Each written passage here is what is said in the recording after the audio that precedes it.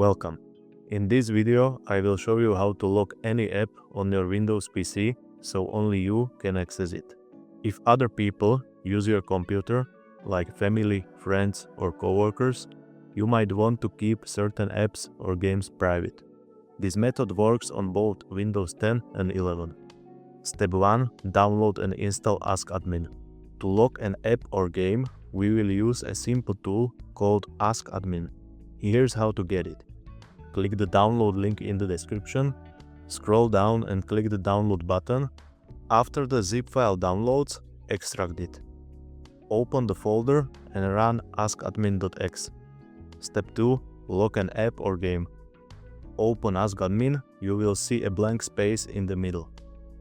Drag and drop the app or game you want to lock into that space. Once added, minimize the software. Try opening locked app and it won't open. Instead, you will see an error message. Now, no one else can open these apps without your permission. Step 3. Unlock the app or game. To remove the lock, click the minus button at the top to remove it. Click yes to confirm.